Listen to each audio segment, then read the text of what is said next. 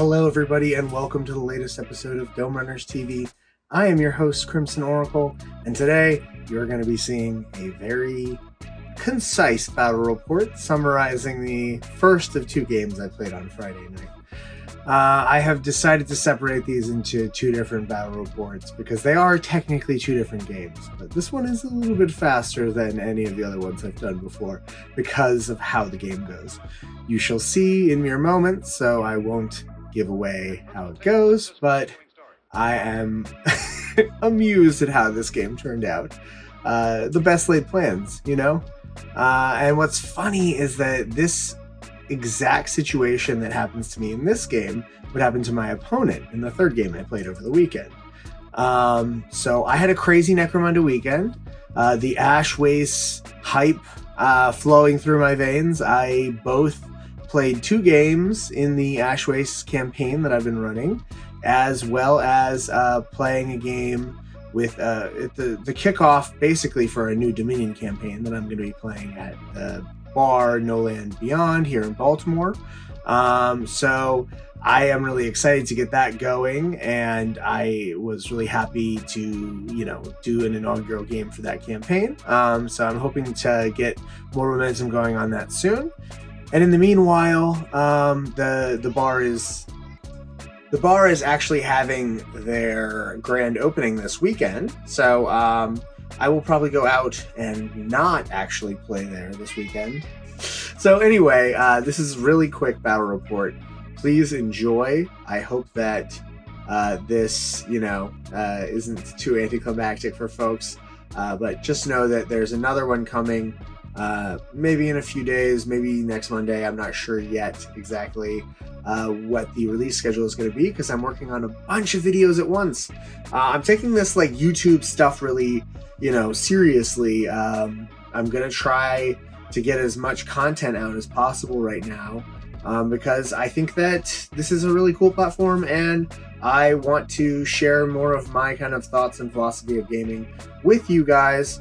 I think there's masses of us out there who want narrative experiences, who want to play games in a fun way, and who aren't looking to have the most beat-faced, experience, that sort of prototypical, you go to the game store and someone just absolutely stomps you and you don't have any fun in the process kind of experience. But as you see in this game, I am a firm believer that you can get tabled in a single turn or a single round of Necromunda and still have a wonderful time.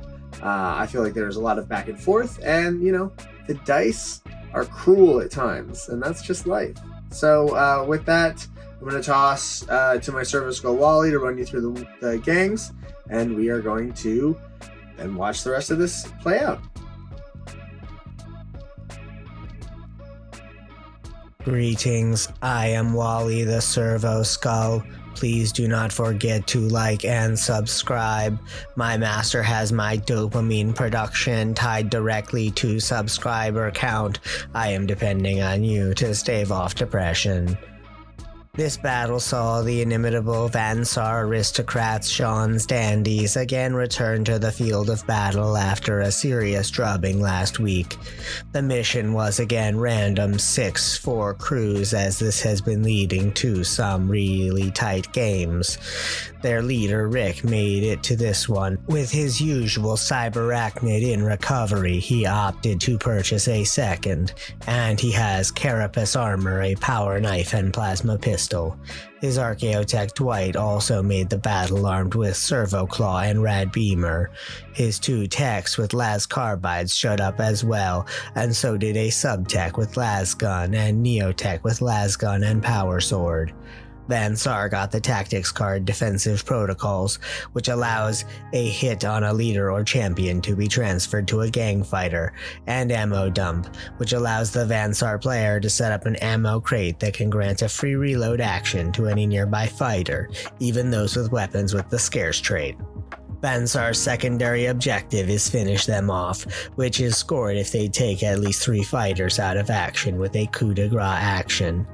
Their opponents are again their hated rivals, the Escher Coven of the Argent Spire, who are down significantly in points in this matchup, owing to only the leader and no champions showing up, and 3 Juves with knives and las pistols as her main backup. She carries her needle pistol and stiletto sword, and has her fur cat Danny, and the gang also includes a ganger with shotgun and specialist with grenade launcher. The Escher use their house patronage credits to hire a Death Maiden XXX, who is a dramatis personae in the campaign. Escher's tactics cards are Rain of Blades, which allows a free charge action that doesn't count against a fighter's 2 actions, and Gift of the Matrons, which allows a fighter to apply a Chem Alchemy stim to themselves. Escher's secondary is Search the Area, scored if they have a fighter in contact with each of the 4 edges of the battlefield in turn 3 or later. The mission is Rush 'em. There are 2 objectives placed in their opponent's deployment zone, and holding both earns a VP. The first 2-3 VPs wins the scenario.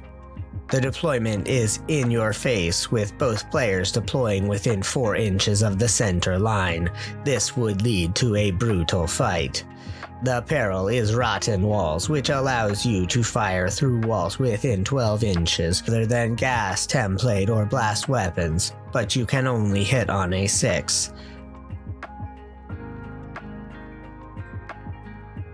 The board represents another bit of ruins in a large, expansive ash waste desert, and the players deploy extremely aggressively owing to the particularly cutthroat deployment style selected from the open Hive War deck.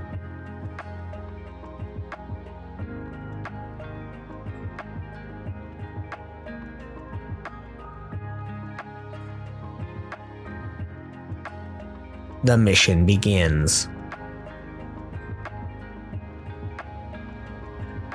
Escher is going to get priority for her first turn. And with the Death Maiden, she will charge. And she will get in. She rolls her Chem Synth check and passes.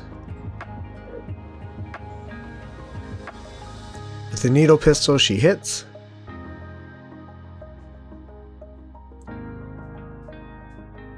And she wounds with 2 of her Venom Claw attacks.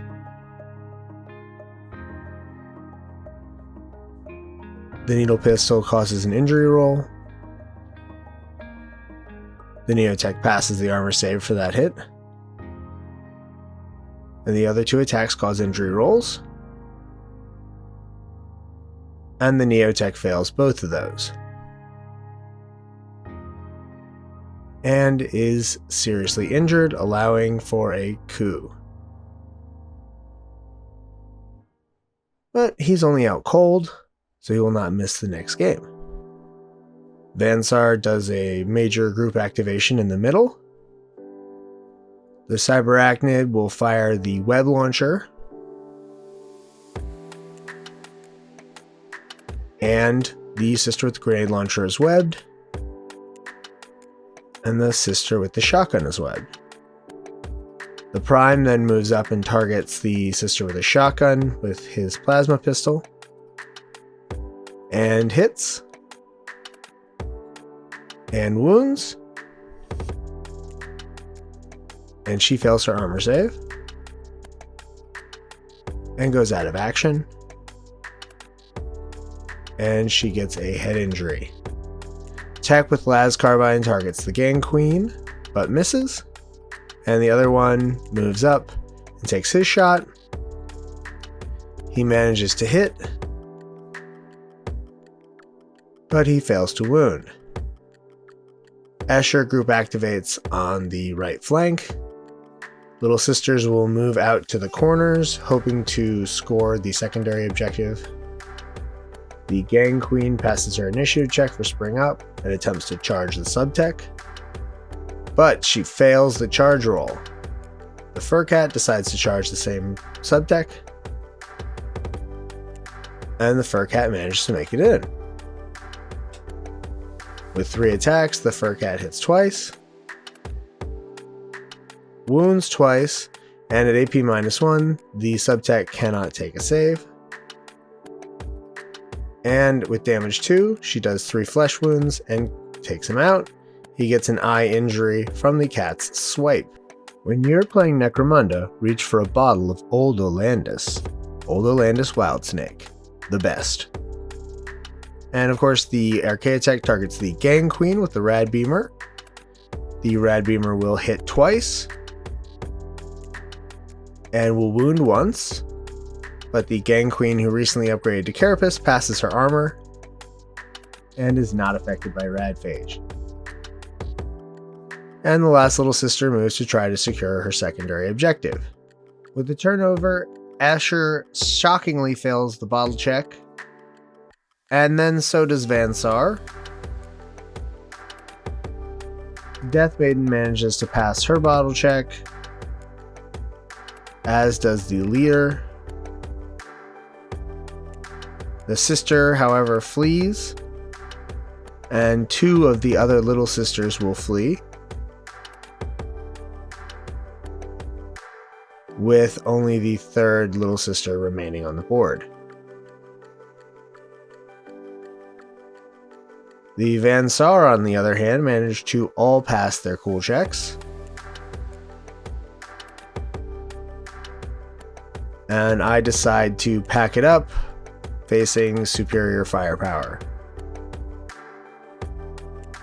But I still managed to gain 50 credits from the scenario, and another 30 from the Fixer skill. Van Saar gets an equal 50 and another 30 from his Fixer. And Van Saar will gain 2 turf at the end of the battle. All of the gangs now have 2 turf, and we seem to be gaining healthy income, so the campaign seems to be going nicely so far. And now, as promised, my cat Omar. My cat has learned that he gets the most attention when I'm recording. It's magical. It's like I put the jacket on and he's like, oh, she's vulnerable. Yes, I know. I know. Yes, don't lick my chin. You're a very sweet kitty. Omar loves me. Ow! But he also, has strong opinions about what I do with my hands. If you'd like to support the show, you can find me on Patreon, patreon.com/domerunners. And of course, if you like what you see here, check out the podcast, domerunners.buzzsprout.com. Have a nice week, and don't forget to change your paint water.